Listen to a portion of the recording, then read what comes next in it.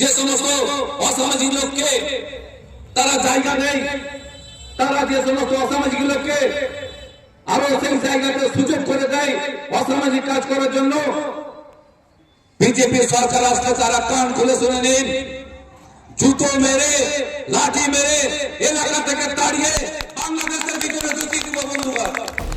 নিশানা পাল্টা নিশানা অব্যাহত, শাসক বিরোধী যুযুধান দুই শিবিরেই বাকযুদ্ধ জারি। মালদার বৈষ্ণবনগর বিধানসভা কেন্দ্রের অন্তর্গত আকন্দবেড়িয়া গ্রাম পঞ্চায়েতের রামনগর বাজারে বিজেপির সংহতি সভায় এমনই বক্তব্য রাখেন বিজেপির দক্ষিণ মালদা সাংগঠনিক জেলা সহ সভাপতি তারক ঘোষ। আকন্দবেড়িয়ার স্থানীয় তৃণমূল নেতৃত্বকে নিশানা করে বিজেপির দাবি, ঘটে যাওয়া বিভিন্ন ঘটনার সঙ্গে গুন্ডা বাহিনীরা জড়িত। অভিযোগ, ব্লক অফিস বা থানায় প্রশাসনের কাছে গেলেও কাজ হয় না। এখানে যে ধরনের ঘটনা ঘটে যাচ্ছে, যে ধরনের অশান্তি হয়ে যাচ্ছে, একের পর এক ঘটনা, সেই সমস্ত টিএমসিরা তাদের গুন্ডা বাহিনীরা সেই ঘটনার সঙ্গে জড়িত হয়ে যাচ্ছে বন্ধুগণ।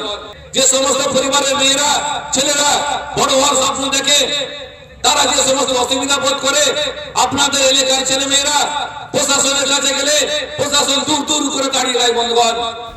কেন তিনি এ ধরনের কথা বললেন, এই প্রশ্নের উত্তরে তাঁর সাফাই, এলাকায় একাধিক অসামাজিক কার্যকলাপ হয়, শাসক দল তাদের ছাড়ানোর জন্য ব্যস্ত থাকে, তাই এই মন্তব্য। এই ধরনের অসামাজিক লোকের জন্য টিএমসির দালালরা তাদেরকে ছাড়ানোর জন্য ব্যস্ত। তারা গুন্ডাগিরি এবং দালালির জন্যই শুধুমাত্র টিএমসি দলটা টিকে আছে। এই ভারতীয় জনতা পার্টি দল সরকারের গঠন হবে, এদেরকে জুতো লাথি দিয়ে বাংলাদেশে পাঠানোর মধ্যে কোথায় পাঠাবো?